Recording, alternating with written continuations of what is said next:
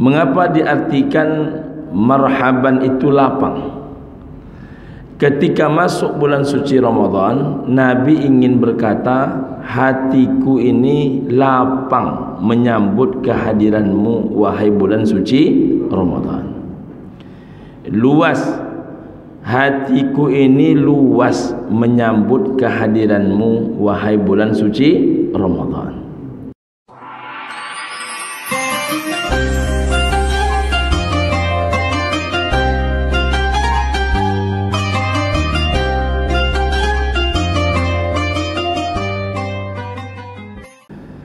Bismillahirrahmanirrahim. Assalamualaikum warahmatullahi wabarakatuh.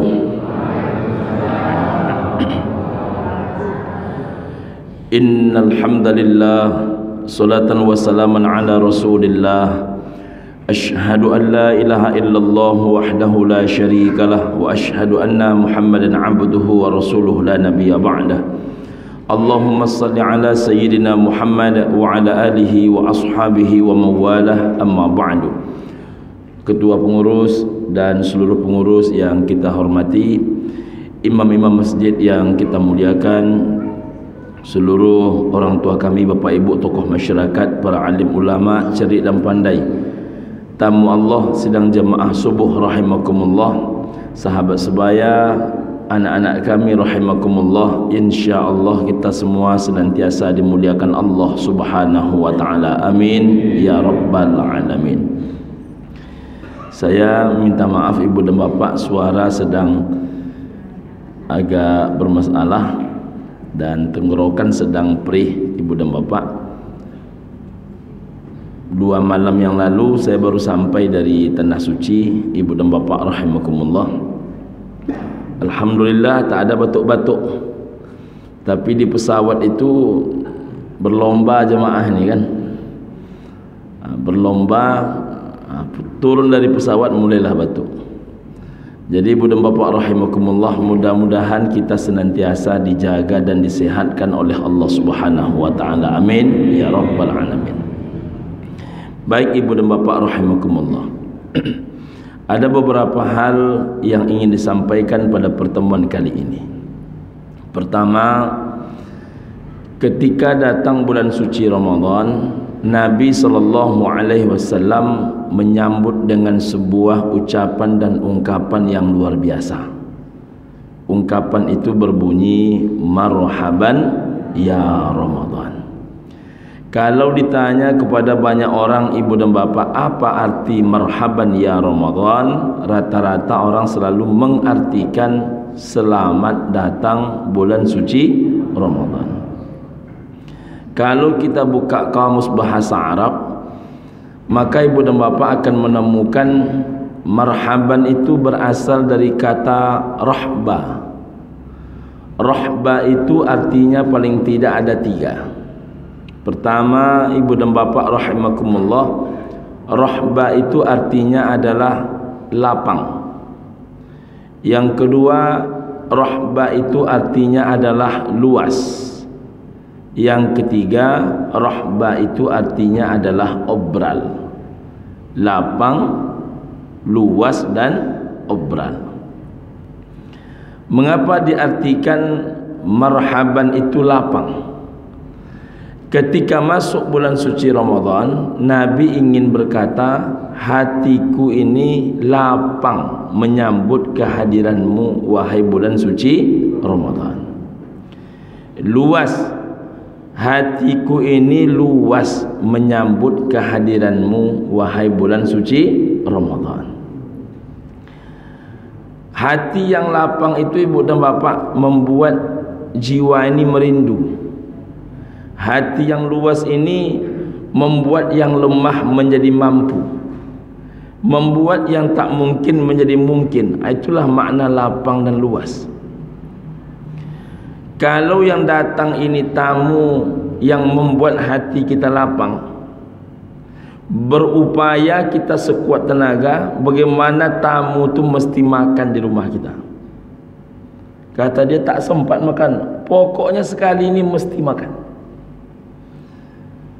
Tak ada yang nak dimasak, diusahakan juga. kalau perlu spesial kita ke pasar hari itu. Itu baru akan terjadi bila tamu itu membuat hati lapang, hati luas. Jadi kalau hati itu lapang, kalau hati itu luas, ibu dan bapak rahimakumullah, maka akan membuat orang melakukan sesuatu yang belum tentu mampu dia lakukan. Itulah kalau seandainya tamu itu yang datang itu membuat hati lapang dan luas. Sebaliknya kalau tamu itu tidak membuat hati lapang, tidak membuat hati luas, malah sebaliknya membuat hati sempit, menengok nama dia tertera di HP saja, lainnya pulau balik katanya. Jadi ibu dan bapak rahimakumullah, rupanya tamu ini ada yang membuat hati lapang, ada yang membuat hati luas, ada pula kadang-kadang tak nyaman hati menerima. Nah ibu dan bapak rahimakumullah, yang tiba ini adalah tamu yang agung, Sayyidus Syuhur, penghulunya sekalian bulan. Nabi SAW sangat lapang hatinya, sangat luas jiwanya. Kalau orang-orang dulu Pak Ketua, bukti lapang dan luas jiwa mereka menyambut Ramadan ini sudah penuh sesak kayu di bawah rumah. Orang-orang dulu ibu dan bapak, bukti mereka itu berlapang hati, berlapang jiwa, berluas fikiran, itu sudah penuh padi di lumbung. Kalau kita tanya mak-mak kita zaman dulu, mengapa dipenuhkan kayu di bawah rumah, mengapa dipenuhkan padi di lumbung, kata mereka, bekerjanya kita 11 bulan agar tak terganggu ibadah yang 1 bulan ini. Begitulah orang dahulu mengamalkan bergembiranya hati menyambut bulan suci Ramadan. Maka ibu dan bapak rahimakumullah, kalau sebahagian orang begitu cara menterjemahkannya, pada hakikatnya cara menterjemahkan yang paling sederhana adalah bagaimana hati itu terbangun, jiwa itu terbangun, perkataan terbangun, hingga akibatnya perbuatan pun ikut terbangun. Karena kalau hati itu sempit menyambut Ramadan, risau dia datang Ramadan ni, lah tiba pula bulan puasa, kata dia. Risau dia, tak nampak senang hati dia menyambut Ramadan ni. Saya ketika berada di Tanah Suci, ibu dan bapak, kemarin menengok salah satu paling ramai jamaah itu di bulan Sya'ban. Mengapa di bulan Sya'ban itu banyak jemaah ke Tanah Suci? Salah satu sebabnya tentu di bulan Sya'ban ini baik sekali memperbanyak amal. Tapi selain itu, selain faktor itu, berangkat jamaah di penghujung Sya'ban, harapan dia dapat 3-4 hari di bulan Ramadan dengan harga masih di harga bulan Sya'ban, itu pun sudah luar biasa bagi jamaah. Dapat 3 hari ustaz, dapat 4 hari ustaz di bulan Ramadan, di bulan puasa di Tanah Suci, kok jadilah. Begitu orang menyambut hadirnya bulan suci Ramadan. Tapi kalau hati itu tak lapang, tidak ibu dan bapak, malah yang dia pikirkan bagaimana uang selama bulan Ramadan. Karena ada sebagian orang semakin Ramadan semakin membengkak pengeluaran. Mestinya di bulan Ramadan inilah kita bisa menabung. Makan yang biasanya 3 kali hanya tinggal 2 kali. Itu pun 2 kali itu bisa diminimalisir sekali. Jadi makan nasi itu hanya sekali sehari. Kalau pagi ini kan yang penting ada yang dimakan, tidak mesti nasi, walaupun hanya kurma 3 buah. Jauh lebih hemat mestinya kita di bulan Ramadan ini. Tapi rupanya perputaran uang paling banyak justru terjadi di bulan Ramadan. Jadi terbalik rupanya ibu dan bapak rahimakumullah. Di sanalah letaknya orang yang hati lapang, orang yang hati luas dibandingkan yang tidak lapang, yang tidak luas. Maka dengan mengatakan marhaban ya Ramadan, Nabi ingin membangun dalam diri dan jiwa beliau bahwasanya beliau berlapang hati dan berluas jiwa menyambut hadirnya bulan suci Ramadan. Itu yang pertama, Ibu dan Bapak. Selain bermakna lapang dan luas, bulan Ramadan ini disambut oleh Nabi dengan kata marhaban. Rupanya rahba itu artinya obral, diobral. Apa yang diobral? Diobral itu segala semangat mengisinya. Mengapa mesti diisi yang terbaik, Pak Ustaz? Apa kata Nabi sallallahu alaihi wasallam? "Lau ta'lamu ummati ma fi Ramadan." Jikalah umatku tahu apa itu bulan Ramadan, apa isi dan kandungan bulan suci Ramadan, maka latamannau, sungguh mereka yang akan meminta, sungguh mereka yang akan menginginkan, kata Nabi, antakunas sanata, bahwasanya satu tahun itu kullaha Ramadan, setiap harinya hanya bulan suci Ramadan. Itu kalau kita tahu. Tapi karena banyak kita tidak tahu, makin cepat raya, ada juga orang semakin senang hatinya, Ibu dan Bapak rahimakumullah. Dilingkarinya kalender tu, satu dia, dua kata dia, tiga kata dia, empat. Berharap dia cepat habis.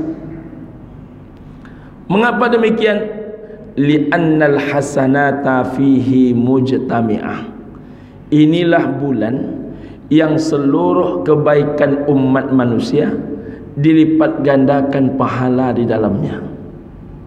Maka diobral, dilipat gandakan pahala di dalamnya. Kalau biasanya baca Quran itu hanya setengah juz, maka di bulan Ramadan ini mesti ditingkatkan. Kalau biasanya solatnya itu hanya sebahagian solat sunat yang dikerjakan, dengan masuknya bulan Ramadan ini mesti diobral, ditingkatkan. Orang merasa rugi kalau beribadah tak berwuduk, karena di luar bulan Ramadan saja berwuduk begitu luar biasa, apalagi dalam keadaan bulan suci Ramadan. Baca Quran, bila tak lancar satu huruf 2 pahala, kalau lancar satu huruf 10 pahala. Kalau dalam keadaan solat satu huruf, dalam keadaan berwuduk satu huruf 25 pahala. Kalau dalam keadaan solat satu huruf 50 pahala. Coba bayangkan kalau dalam keadaan lancar, sedang berwuduk, sedang solat, sedang berpuasa. InsyaAllah. Inilah masa seluruh kebaikan umat manusia dilipat gandakan pahalanya.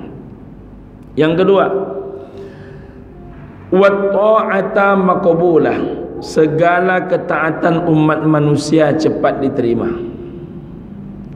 Biasanya ada hari Senin, ada hari Kamis, hari malaikat menyetorkan amal manusia kepada Allah Ta'ala. Di dalam bulan suci Ramadan ini tak pakai Senin, tak pakai Kamis, seluruh waktu istimewa. Kapan dibuat, saat itu sampai kepada Allah. Jadi amal kita ini sedang berlomba pertama kali sampai kepada Allah. Maka manusia itu merasa rugi, dia kurang amal, karena ketaatan dia sedang ditunggu-tunggu oleh Allah Subhanahu wa ta'ala. Maka saya dengar-dengar di mana-mana pengajian, ada pengajian subuh, ada pengajian duha, ada pengajian bimbingan pesantren kilat jam 10 sampai menjelang zuhur, ada kajian qabla zuhur, ada kajian ba'da zuhur, ada kajian menjelang berbuka, ada lagi kajian ba'da isya jelang tarawih, ada lagi kajian, ini biasanya 10 malam terakhir, kajian qiyamul lail, i'tikaf. Banyak sekali. Itu baru pengajiannya. Biasanya jemaah kalau baca Quran hanya baca Quran saja. Selama bulan Ramadan ada program tahsin Quran, ada program tahfiz Quran, Ada program tadabbur Quran, macam-macam, banyak sekali program-program dibuat di mana-mana. Jadi tidak ada alasannya jamaah ni tak mau belajar, karena di mana-mana ada pengajian, di mana-mana dibuka sekolah-sekolah, dibuka pelajaran-pelajaran yang memang bisa menambah iman dan ketakwaan, insya Allah. Jadi ibu dan bapa rahimakumullah, kejar tu ilmu. Tak ada yang bisa mengangkat derajat manusia itu kecuali dua perkara.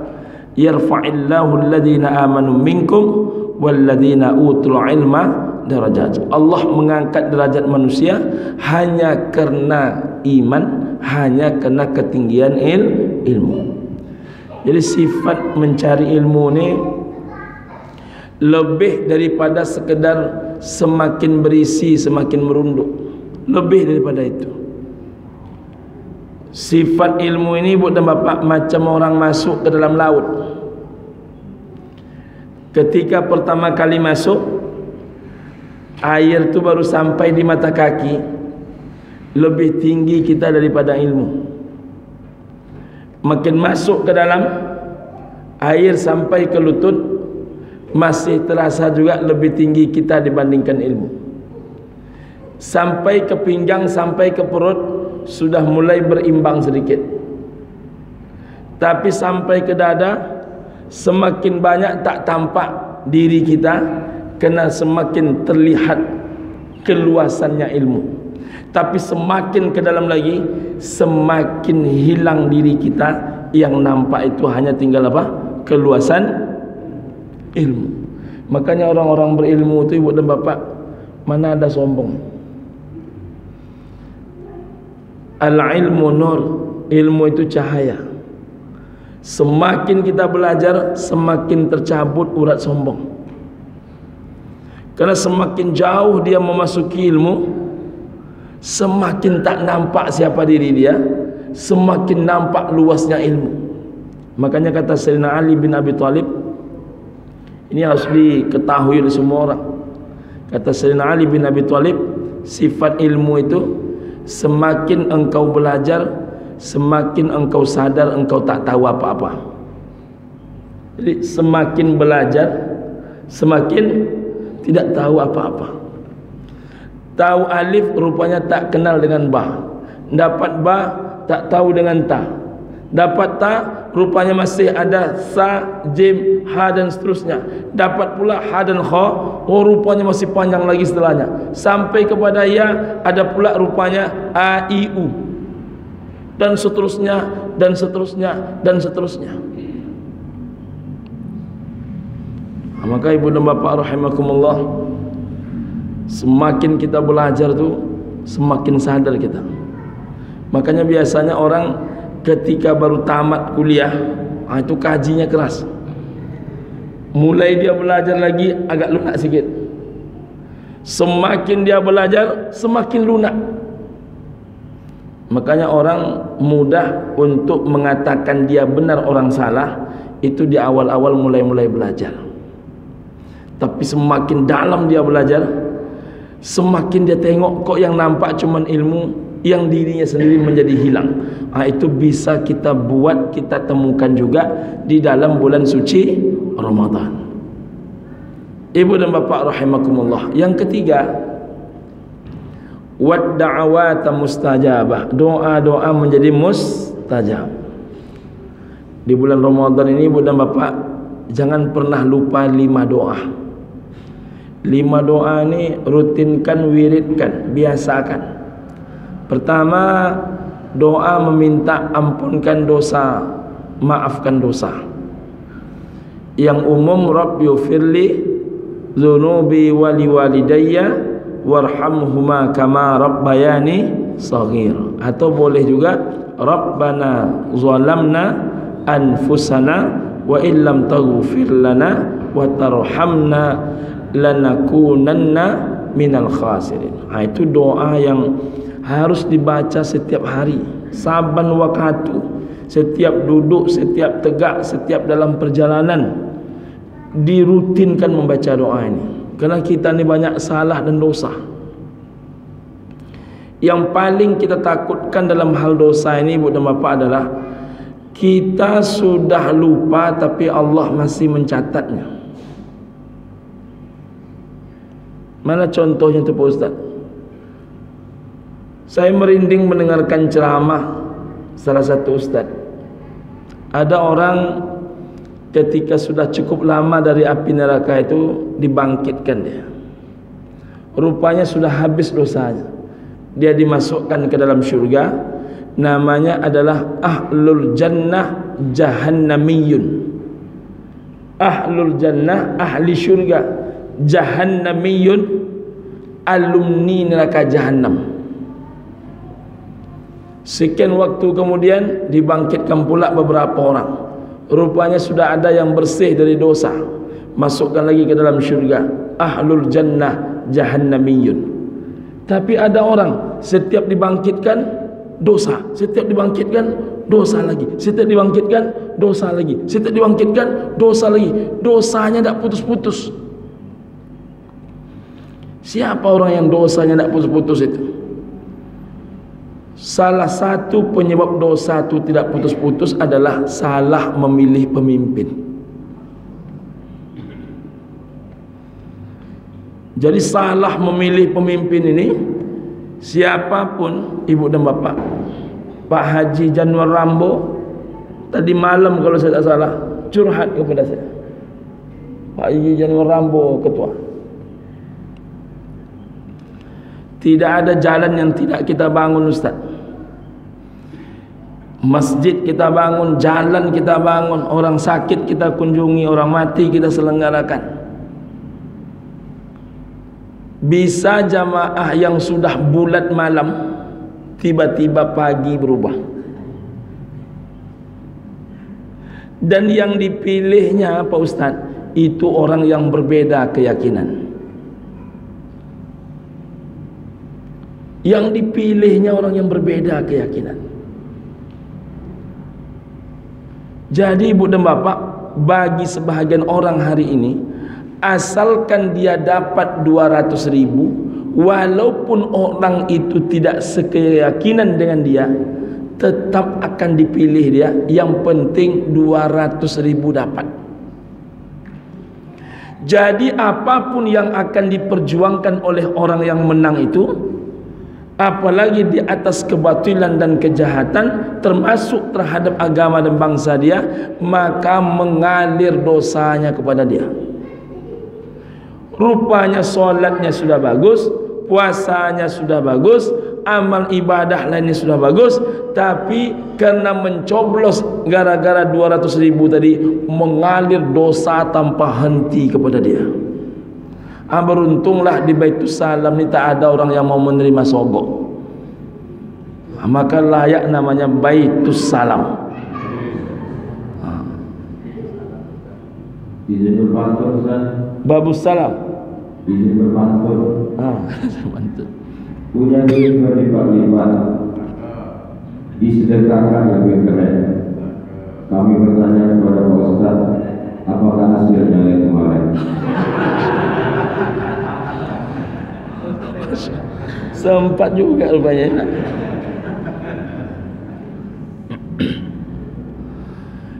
Ibu dan bapak, saya sampai hari Ahad itu, saya berangkat umroh itu Selasa. Hari Ahad saya dipastikan lagi oleh Dirut, jadi Abi berangkat. Jadi saya bilang, ini orang masa detik-detik penghitungan ini, kata dia. Udahlah, capek kepala saya menengok, saya bilang. Daripada saya capek menengok dunia persilatan ini, biarlah saya beribadah saja, saya bilang. Apapun hasilnya terserahlah, saya bilang. Itu kejadiannya Ahad. Ahad malam Senin, ibu dan bapak. Anda bapak saya cerita sedikit ya. Ingatkan saya cerita yang tadi ya, jangan sampai lupa. Ahad malam Senin saya kumpulkan 5 orang ustaz yang biasanya mendukung saya, ibu dan bapak. Saya sampaikan, selisih kita untuk mendapatkan kemenangan ini cukup jauh, 411 suara. Sedangkan hari makin dekat, rasanya agak sulit mengejar. 411 suara. Hari waktu itu saya bicara itu jam 9:30. Tiba-tiba jam 10:30 dapat telepon.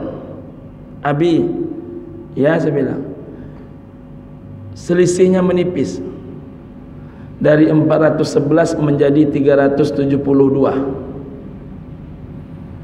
Lalu ibu dan bapak rahimakumullah, jam 11 malam lebih kurang nelpon orang salah satu partai.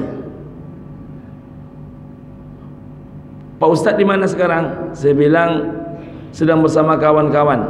Tunggu di situ, saya nak berjumpa Pak Ustadz. Menjelang beliau datang lagi telepon. Abi, alhamdulillah menipisnya semakin kecil menjadi 276. Dia buatlah kemudian gambar menangis. Ya. Jadi dari 411 ke 372 ke 276 dibuatnya gambar menangis. Hari sudah semakin larut malam. Datanglah teman saya itu lebih kurang jam 12, ibu dan bapak. Apa kata dia?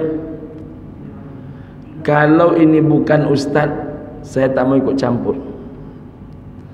Kalau Ustadz Edi diganggu orang, kata beliau, saya tak nyaman. Kebetulan saya ini penceramah di rumah beliau, penceramah di sekolah beliau, penceramah di pondok pesantren beliau.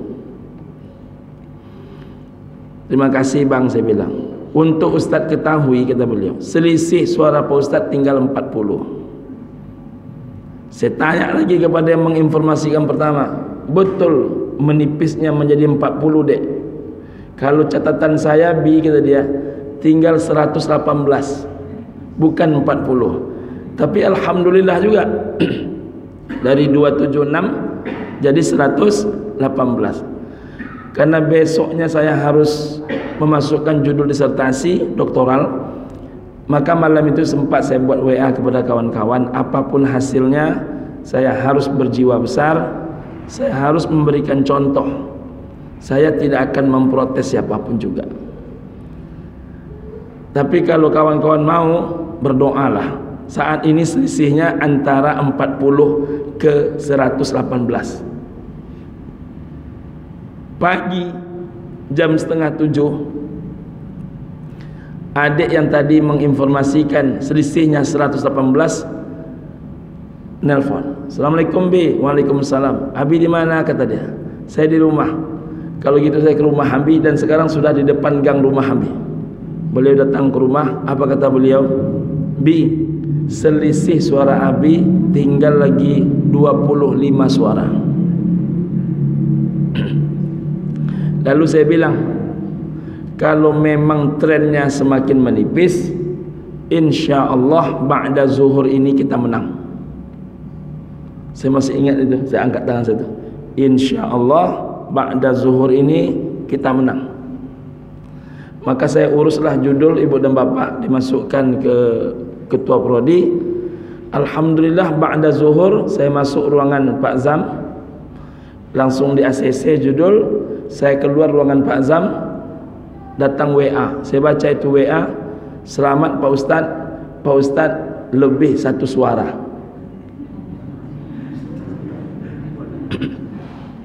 Leading 1 suara.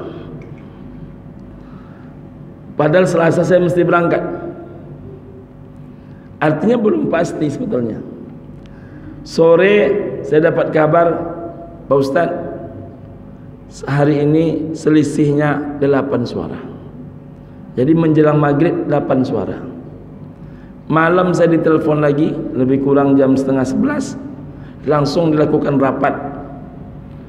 Ustadz leading di 25 suara. Habis itu pagi saya berangkat, tidak lagi saya urus. Sebelum saya berangkat, saya titip sama ketua-ketua, nasibku kutitipkan kepada Allah, tapi suaraku kutitipkan kepada ketua. Jadi nasib kepada siapa? Kepada Allah. Tapi suara boleh kepada manusia? Boleh. Suara saya titipkan kepada ketua. Saya pun terbang, sudah sibuk membimbing jamaah, tak lagi tertengok-tengok entah berapa selisihnya lagi. Tiba-tiba hari Rabu ke Kamis, ibu dan bapak, saya lagi membimbing umroh yang kedua, tuntang telepon masuk. Apa sibuk betul WA ni, saya bilang, tengok, selamat. Ustaz alhamdulillah katanya menang selisih 55 suara. Itulah beritanya ibu dan bapak. Jadi sidang PPK-nya dan diperkuat dengan sidang KPU, alhamdulillah katanya menang selisih 55 suara. Jadi total suara itu 3.260. Jadi berkat doa ibu dan bapak juga, alhamdulillah dinyatakan menang. Alhamdulillah. Tapi guru politik saya dua. Pertama Kanda Asri Auzar, guru politik. Kemudian yang kedua yang saya temui ketua DPP saya, Ustadz Henry Munif. Inilah yang memotivasi saya ikut politik. Pertanyaan saya kepada Bang Asri Auzar, masih ingat saya waktu itu, ada orang jujur di DPRD itu bang? Kata beliau, ada Pak Ustadz. Nah tugas Pak Ustadz memperbanyak jumlahnya. Betul begitu bang? Memperbanyak jumlahnya. Mudah-mudahan Allah perkuat hati untuk bisa tetap istiqomah dalam perjuangan. Amin ya rabbal alamin. Itulah jawaban pantun Pak Ustadz. Pantunnya pendek, jawabannya panjang. Alhamdulillah. Kita balik ke kaji tadi balik ya. Sampai di mana tadi? Oh ya, terus ada yang bertanya, apakah Ustaz berhenti dakwah gara-gara DPRD ini? Saya bilang, sebelum saya ikut kesibukan dunia persilatan nih, saya sudah ikut juga beberapa kesibukan yang lumayan padat. Pertama, ibu dan bapak, saya ikut pemilihan ketua umum IKMI. Alhamdulillah menang ketua umum IKMI. Rupanya tidak merubah semangat dakwah saya. Tetap berdakwah macam ni, tak berubah. Lalu saya ikut lagi menjadi komisioner Basnas. Alhamdulillah terpilih juga. Dan tidak merubah apa-apa juga. Sekarang masuk pula DPRD. Alhamdulillah terpilih. Hati saya memiliki semangat, tidak berubah sama sekali. Cuman kata anggota-anggota DPRD yang terpilih, memang sibuk Pak Ustaz katanya. Maka saya sampaikan kepada jamaah, yang kesibukan itulah yang saya tak bisa datang. Tapi yang tidak sibuk, maka kegiatannya insya Allah masih antar masjid ke masjid, antar lembaga dakwah ke lembaga dakwah. Mohon doakan saya ibu dan bapak, mudah-mudahan tak ada yang luntur sedikit pun. Amin ya rabbal alamin. Itulah doa dan harapan saya. Ibu dan bapak rahimah tadi. Jadi pertama, doa minta ampunkan dosa. Tidak mudah ibu dan bapak mempertahankan diri jauh dari dosa nih. Maaf Kanda Asri Auzar, saya mencoba hal sederhana saja Pak. Hal yang tidak mudah dipertahankan di politik. Bisakah di politik itu tak menyogok? Bapak Ibu boleh tanya, itu pangkal SKA. Panam itu pangkalnya SKA, ujungnya teropong. Jadi kalau pangkal sininya SKA, pangkal ujung sananya teropong. Pangkal ujung sininya Sungai Sibam, jembatan arah ke Tapung itu. Kemudian ujung sebelah sininya Hotel Madaninya Pak Jeffrey Nur. Ujung ke arah Bangkinangnya itu Jalan Manunggal sebelum SPBU. Itulah Panam.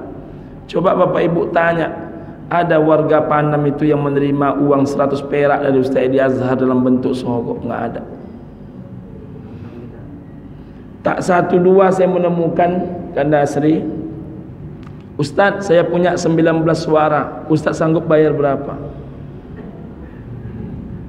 Saya bilang terima kasih banyak Pak, mohon doa saya, mohon doakan saya, mohon minta kepada Allah saya terjauh dari hal macam ni.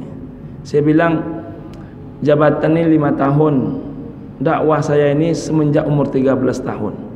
Saya tidak mau menghancurkan yang saya rintis dari usia 13 tahun hanya gara-gara jabatan 5 tahun. Kedua, saya bilang kepada istri saya, kepada anak saya, jangan pernah kalian memakan yang haram. Kalau saya pula yang mencontohkan, saya nak cakap apa kepada mereka? Tapi lebih jauh daripada itu, saya bilang, ibu dan bapa rahimakumullah, saya ini yang paling banyak disampaikan kepada jamaah selain tentang kaji orang tua, tentang anak, tentang pendidikan, tentang rumah tangga, kaji saya selalu berkutat tentang hindarkan diri memakan yang haram.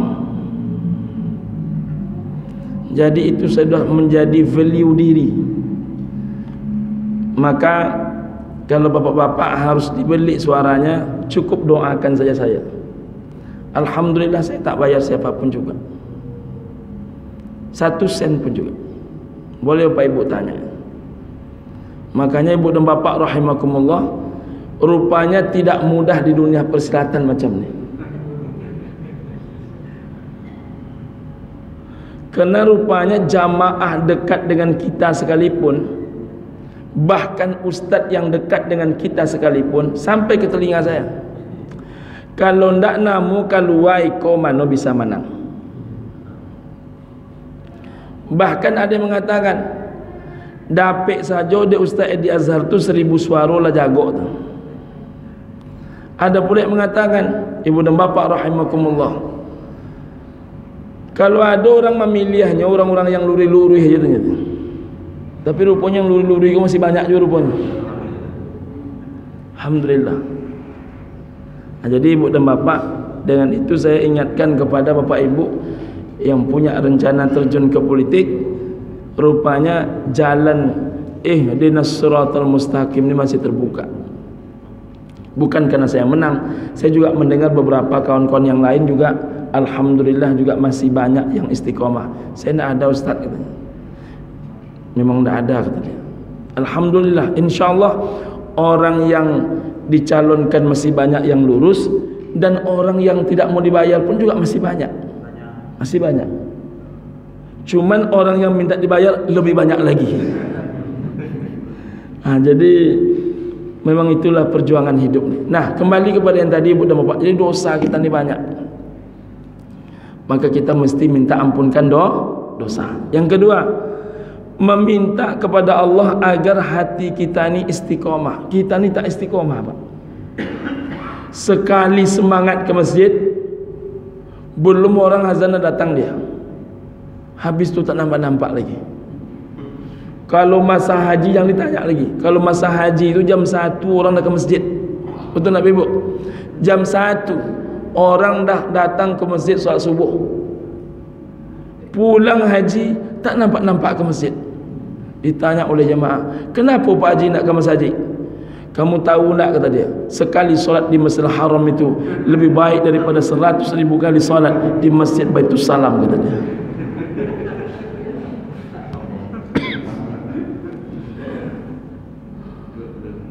Jadi ibu dan bapa rahimakumullah, hati kita tidak istiqomah. Sekali semangat baca Quran, 3,5 juz sekali baca, habis itu 3,5 bulan tidak baca-baca. Jadi Rasul lebih menganjurkan kita ibadah itu tidak apa-apa sedikit tapi rutin, dibandingkan banyak tapi tak rutin. Maka kita minta kepada Allah, ya muqallibal qulub, sabbit qalbi ala dinika wa ala ta'atika. Ya Rabb, tetapkan hati kami di atas jalan agamamu ini, wa ala ta'atika, di atas ketaatan kepadamu.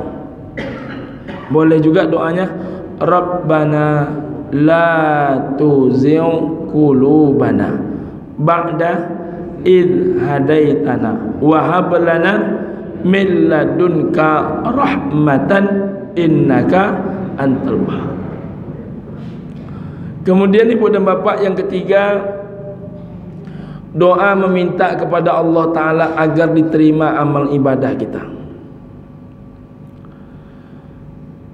Saya kalau lagi merenung ibu dan bapak, hal yang paling sering saya fikirkan, ini kan berkutat tiap hari macam ini. Adakah amalmu itu sudah diterima Allah? Itu kadang-kadang mudah membuat saya menangis. Jadi untuk kesibukan dakwah ini, kita rela meninggalkan apapun. Persoalannya adalah apakah Allah terima?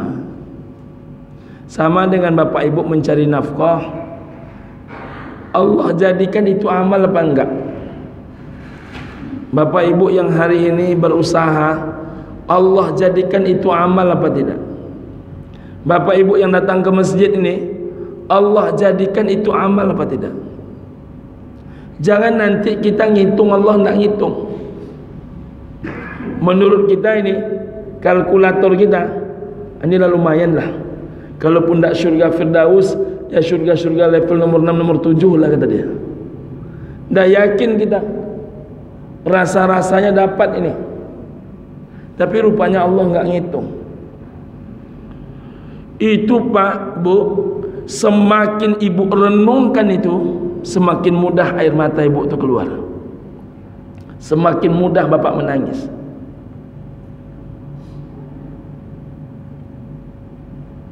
Kalau kami para pendakwah ibu dan bapak berangkat subuh, pulang tengah malam, kita bertemu dengan manusia paling tidak 500 hingga 1000 orang setiap hari yang kita dakwahi. Pertanyaannya, Allah memandang itu ibadah apa enggak? Apakah suatu saat Allah mengatakan, ini kan hanya pencitraanmu saja nih? Maaf ibu dan bapak, seberapa banyak orang kalau jadi pengurus datang ke masjid, tapi tidak terpilih jadi pengurus, hilang dari masjid. Seberapa banyak orang, mohon maaf, jadi ketua RW, ketua RT, ketua ini, ketua itu datang, ketika tak terpilih lagi bermusuhan. Niatmu ibadah apa enggak? Itu tuh mesti diminta sama Allah Ta'ala. Makanya ibu dan bapak minta, Rabbana taqabbal minna salatana wa siyamana wa ruku'ana wa sujudana wa qiyamana wa qu'udana wa takhassu'ana wa tadarru'ana wa ta'abbudana wa tammim taqasirana ya Allah ya Rabbal Alamin. Itu minta sama Allah. Tak bisa bahasa Arab Indonesia. Ya Allah, terimalah solatku, terimalah puasaku, terimalah zakat, haji, umrahku. Setiap aku berdiri di tengah malam, saat aku duduk ketika berzikir dan bertafakkur, jadikanlah setiap lisan zikirku dan bacaan Quranku menjadi catatan amal untuk diriku. Meminta kepada Allah. Karena seberapa banyak orang ibu dan bapak gara-gara beramal muncul sombong. Semenjak rajin ke masjid, orang lain masuk neraka semua. Gara-gara rajin ke masjid, seolah-olah kalau menengok orang tak ke masjid masuk neraka. Yang keempat, minta kepada Allah Ta'ala agar kita ni bahagian orang yang matinya husnul khatimah.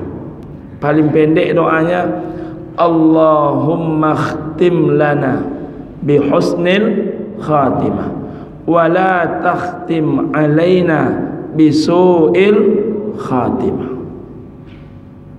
Ya Rabb, matikan kami dalam keadaan husnul khatimah, jangan matikan kami dalam keadaan su'ul khatimah.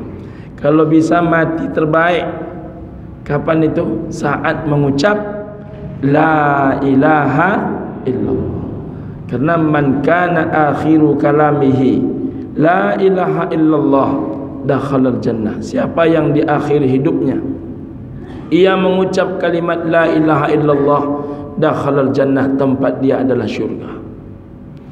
Kalau bisa mati dalam keadaan beribadah, sedang solat mati, sedang zikir mati, sedang mendengarkan wirid pengajian subuh mati. Bukan subuh ini ya, sedang menolong orang. Seperti kejadian di Jalan Kartama,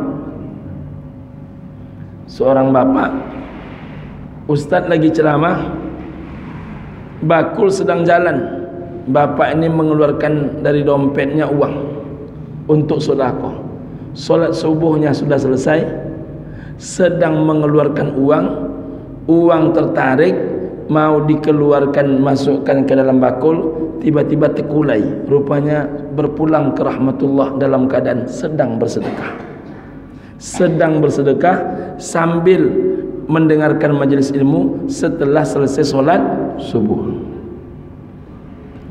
Pak Ahmiul itu, Pak Ketua, hari Sabtu kami masih berjumpa. Hari Sabtu itu masih berjumpa. Salah satu isi cerita kami itu, apa kata beliau? Adinda, siap-siapkan juga diri untuk kepemimpinan Pekanbaru ke depan. Saya bilang, saya ini orang mentah di politik. Saya panggil beliau itu ayahanda. Ayahanda saya bilang, saya ini masih mentah di politik. Makanya saya agak terkejut juga nengok-nengok survei itu, nengok survei portal lain sebagainya itu. Kalau nama saya dimasukkan salah satu yang disurvei juga ibu dan bapak rahimakumullah. Karena ini murni dari guru mencoba belajar di politik. Nah ibu dan bapak rahimakumullah, Sabtu masih itu cerita kita. Selasa berjumpalah kami dengan beberapa orang tokoh. Selasanya. Hari Kamis lagi ngaji maghrib, saya dapat telepon berulang-ulang. Saya tengok Ustadz Azwir Muendomo. Ustadz Azwir itu kebiasaannya kalau menelpon pertama tak diangkat, beliau tak nelpon kedua. Tapi ini menelpon terus. Akhirnya saya izin kepada jamaah, berarti urgen. Saya angkat. Ya Allah, saya bilang, betulkah Adinda Ustadz Ahmir Rauf berpulang ke rahmatullah?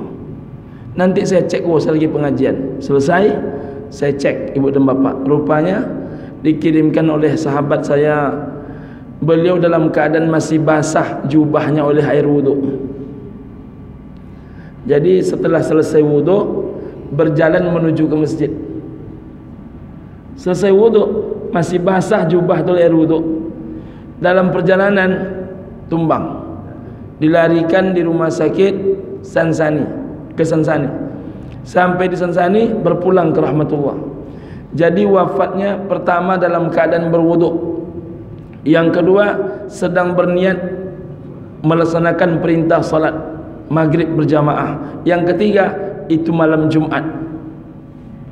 Ma min muslimin yamutu yaumal jumu'ah aw lailatal jumu'ah illa waqahu Allahu fitnatal qabr.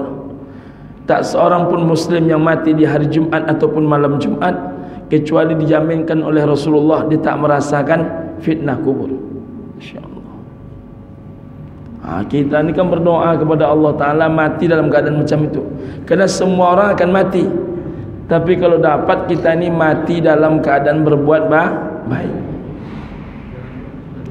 Ish kariman au mut syahidan. Hidup mulia, mati syahid. Ibu dan bapak rahimakumullah. Kemudian yang terakhir doa kita adalah doa minta masuk syurga, terhindar dari api neraka. Ini jangan pernah ditinggalkan. Doa umumnya adalah Allahumma inna nas'aluka ridhaka wal jannah wa na'udzubika min sakhatika wan nar. Itu doa itu diamalkan, atau boleh disisip setelah doa sapu jagat. Rabbana atina fid dunya hasanah wa fil akhirati hasanah wa qina adzabannar wa adkhilnal jannata ma'al abrar ya aziz ya ghaffar ya rabbal alamin. Itu doa minta masuk syurga, terhindar dari api neraka. Jangan ada bahasa yang lain. Ini ada pula berdoa, ya Allah, masukkanlah hamba ke dalam syurgamu walaupun cuma di pojok-pojok saja. Apa pula itu diurus?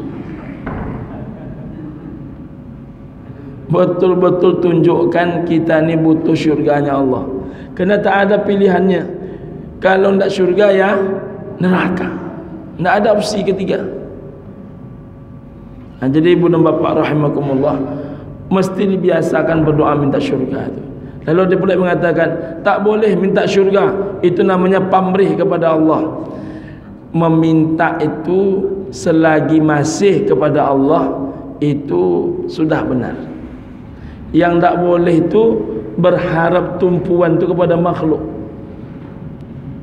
Makanya tadi kan kalimatnya, saya titip nasib saya kepada Allah, titip suaranya kepada sahabat. Boleh titip suara kepada sahabat, boleh. Tapi titip nasib kepada siapa? Allah. Karena yang mampu merubah sesuatu siapa? Allah. Begitu juga dalam hidup ni, minta syurga walau sebanyak apapun dosa kita. Karena dipastikan bapak ibu saya, kita semua tak sanggup masuk neraka. Takkan sanggup. Jangan ke neraka kan, menghadapi perih tenggorokan saja payah. Ya kan, bapak ibu yang sedang sakit, menghadapi sakit yang mohon maaf tak seberapa sebetulnya, sudah kesulitan kita. Apalagi menghadapi sedahsyat-dahsyatnya azab. Minum nanah, minum darah, minum air timah, minum air besi, takkan sanggup kita. Tapi dosa saya banyak Pak Ustaz. La taqnutu min rahmatillah. Jangan pernah berputus asa dari rahmat Allah. Dosa bapak banyak, dosa saya banyak, dosa ibu banyak, tapi ampunan Allah jauh lebih luas dibandingkan dosa kita. Bersumpah iblis, aku ya Rabb, kata dia, demi keagunganmu, kemuliaanmu, takkan pernah berhenti menggelincirkan umat manusia ma arwahu fihim, selagi masih ada roh dalam jiwa mereka. Bersumpah iblis itu. Jadi kalau masih ada roh dalam jiwa kita, pasti kita akan digelincirkan oleh iblis. Tapi apa kata Allah? Demi keagunganku, demi kemuliaanku, kata Allah, aku takkan pernah berhenti mengampuni mereka selagi mereka itu masih meminta ampun kepada aku. Masya Allah. Jadi walaupun dosa kita banyak, dosa Bapak Ibu kan tak banyak-banyak kali kan? Banyak juga. Banyak juga, berarti sama-sama banyak lah. Jadi kalau dosa kita ini banyak, tak ada kata yang paling pas kecuali perbanyak dan perluaslah memohon ampun kepada Allah Subhanahu wa ta'ala. Itulah yang dapat saya sampaikan ibu dan bapak pas jam 6:30 pagi hari. Semoga berkah. Mohon maaf suaranya sangat terbatas. Mohon doa ibu dan bapak semua, mudah-mudahan pulih. Karena memang di bulan Ramadan ini semakin banyak beraktivitas berbicara. Mudah-mudahan cepat pulih biar bisa juga beraktivitas dakwah yang lain. Amin ya rabbal alamin. Terima kasih ibu dan bapak, ayah bunda. Subhanakallahumma rabbana bihamdika asyhadu an la ilaha illa anta wa astaghfiruka wa atubu ilaik. Billahi taufik wal hidayah war ridha minal inayah. Assalamualaikum warahmatullahi wabarakatuh. Waalaikumsalam warahmatullahi wabarakatuh.